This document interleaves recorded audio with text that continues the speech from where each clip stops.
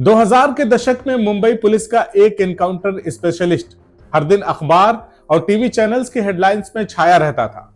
सुबह सुबह लोगों के घरों में जैसे ही अखबार पहुंचता था, लोग उत्सुकता बस उसकी खबरें खोज कर पढ़ते थे ताकि उन्हें पता चल सके कि आज किस गैंगस्टर या माफिया का काम तमाम हुआ। मुंबई पुलिस का यह एनकाउंटर स्पेशलिस्ट बहुत तेज तर्रार था। उसके कारनामों की देश भर में चर्चा हो रही थी। मुंबई में अंडरवर्ल्ड माफिया उसके खौफ से थर-थर कांपने लगे। कई माफियाओं ने या तो मुंबई छोड़ दिया था या फिर अपना धंधा बदल लिया। जितना खौफ कभी लोगों को अंडरवर्ल्ड माफियाओं का था, अब उससे ज्यादा खौफ अंडरवर्ल्ड के माफिया लोगों को होने लगा था कि न जाने कब, कहां और किस गोली पर उनका नाम लिखा हो। मुंबई को साफ सुथरा बनाने की हनक पर सवार इस एनकाउंटर स्पेशलिस्ट ने कुछ ही सालों में अपराधियों का एनकाउंटर कर अपना शतक पूरा कर लिया। इसी दरमियान पुलिस के मुताबिक अंडरवर्ल्ड डॉन छोटा राजन का करीबी समझे जाने वाला एक गैंगस्टर, उसको भी पुलिस ने मार गिराया। एनकाउंटर के बाद पुलिस ने गैंगस्टर के ऊपर केस दर्ज करते हुए बताया कि उसने पुलिस कर्मियों पर हमला किया था और जवाबी कार्रवाई में मारा गया। मुंबई पुलिस के एनकाउंटर स्पेशलिस्ट को अंदाजा भी नहीं था कि उसके साथ उस दिन क्या होने वाला था। अपने पूरे कैरियर में 122 गैंगस्टरों को मार गिराने का दावा करने वाले उस पुलिस वाले को यह कतई अंदाजा नहीं था कि उसकी सनक एक दिन उसे भारी पड़ने वाली है और एक दिन उसे उसकी यह सनक काल कोठरी में पहुंचा देगी। गैंगस्टर का भाई एनकाउंटर को फर्जी बताते हुए उस एनकाउंटर को कोर्ट में चैलेंज करता है, लेकिन सेशन कोर्ट में एनकाउंटर स्पेशलिस्ट बच जाता है। मामला हाईकोर्ट पहुंचता है। अदालत खचाखच भरी होती है और जज साहब अपना फैसला सुनाते हुए कहते हैं, पुलिस अधिकारी कानून के रक्षक होते हैं, लेकिन इस मामले में अपहरण और हत्या कर इस पूरे मामले को असली मुठभेड़ का रंग देने का काम किया गया है। इसमें पद का दुरुपयोग किया गया है। इतना कहते हुए उस खूंखार पुलिस अधिकारी को अदालत सलाखों के पीछे उम्र कैद की सजा देते हुए भेज देती है। यह खबर तमाम टीवी चैनल्स और अखबारों में प्रकाशित होती है। एक सनकी पुलिस अधिकारी की करतूतों को सुनकर, पढ़कर लोग अब उससे नफरत करने लगते हैं। कौन था यह एनकाउंटर स्पेशलिस्ट और एनकाउंटर के नाम पर किसकी हत्या किया था कि उसको जेल की सलाखों के पीछे जाना पड़ा? नमस्कार, आदाब। आज की सच्ची कहानी है मुंबई से, वही मुंबई जिसे सपनों की नगरी कहा जाता है। कहते हैं कि यह शहर ऐसा है, यहां जिसने जो शिद्दत से किया उसे वो जरूर हासिल होता है।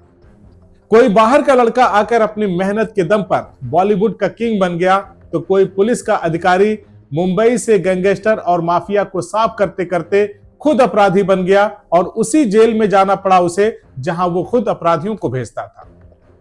अपने कैरियर में 122 गैंगस्टरों को मार गिराने का दावा करने वाले मुंबई पुलिस के एनकाउंटर स्पेशलिस्ट प्रदीप शर्मा को 2006 में हुए फर्जी एनकाउंटर के मामले में बॉम्बे हाईकोर्ट ने उम्र कैद की सजा सुनाया।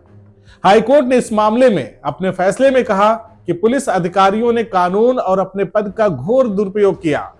यह मामला न केवल मुंबई पुलिस के इतिहास में बल्कि भारतीय न्याय प्रणाली में एक ऐतिहासिक मोड़ के रूप में देखा जा रहा है। राम नारायण गुप्ता, जिसे लखन भैया के नाम से जाना जाता था, बरसुआ में रहने वाला एक युवक था।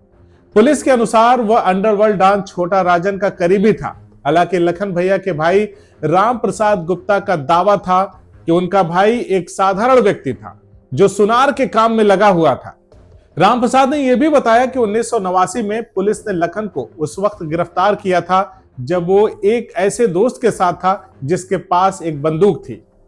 इसके बाद भी लखन पर चोरी और लूटपाट के कुछ मामले दर्ज किए गए, लेकिन 1997 के बाद उसने कथित तौर पर अपराध की दुनिया को अलविदा कहकर रियल एस्टेट के व्यवसाय में कदम रखा। 11 नवंबर 2006 को प्रदीप शर्मा के नेतृत्व में मुंबई पुलिस की टीम ने गैंगस्टर एक्ट के तहत लखन भैया और उसके दोस्त अनिल भेड़ा को वसई से गिरफ्तार किया। उसी दिन शाम को पुलिस ने यह दावा किया कि वर्सोवा के नाना नानी पार्क में हुए एनकाउंटर में लखन भैया मारा गया। पुलिस का कहना था कि लखन ने पुलिस पर हमला किया था और जवाबी कार्रवाई में वो मारा गया। लखन के भाई रामप्रसाद गुप्ता, जो पेशे से एक वकील होते हैं, उन्होंने इस घटना के तुरंत बाद अपने भाई की गिरफ्तारी और संभावित एनकाउंटर के खिलाफ वरिष्ठ अधिकारियों को टेलीग्राम भी भेजा था। टेलीग्राम में उन्होंने ये कहा था कि उनका भाई अगवा किया गया है और पुलिस उसकी हत्या कर सकती है। शाम होते होते जब लखन भैया के इनकाउंटर की खबर सामने आती है तो रामप्रसाद ने इसे चुनौती देते हुए कोर्ट में याचिका दाखिल की। उनकी याचिका पर सुनवाई के बाद इस फर्जी एनकाउंटर की जांच के आदेश दिए गए और इसमें शामिल पुलिसकर्मियों के खिलाफ एफआईआर दर्ज की गई।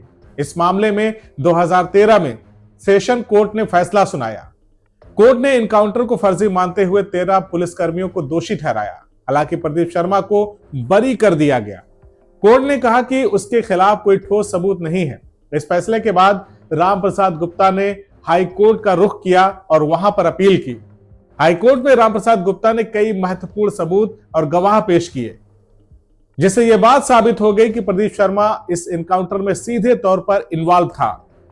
10 साल तक चली लंबी सुनवाई के बाद हाईकोर्ट ने प्रदीप शर्मा को दोषी मानते हुए उम्र कैद की सजा सुनाई। बॉम्बे हाईकोर्ट ने अपने फैसले में कहा कि पुलिस अधिकारी कानून के रक्षक होते हैं, लेकिन इस मामले में उन्होंने अपने पद और अधिकारों का दुरुपयोग किया। कोर्ट ने कहा कि राम नारायण गुप्ता का अपहरण कर उनकी हत्या की गई है और इसे असली मुठभेड़ का रंग देने की कोशिश की गई है। हाईकोर्ट ने प्रदीप शर्मा के खिलाफ मौजूद सबूतों को पर्याप्त माना और उसे दोषी ठहराया। यह पहली बार है जब किसी पुलिस अधिकारी को फर्जी एनकाउंटर के मामले में उम्र कैद की सजा सुनाई गई है। यह फैसला भारतीय पुलिस और न्याय प्रणाली के लिए एक मिसाल के तौर पर देखा जा रहा है। साथियों, लखन भैया फर्जी एनकाउंटर का मामला पुलिस की ताकत, कानून के दुरुपयोग का ज्वलंत उदाहरण है। यह दिखाता है कि कानून के रक्षक भी कानून के दायरे के बाहर नहीं है। प्रदीप शर्मा की सजा न केवल पीड़ित परिवार के लिए न्याय का प्रतीक है, बल्कि यह संदेश भी देती है कि कानून का दुरुपयोग करने वालों को बख्शा नहीं जाएगा।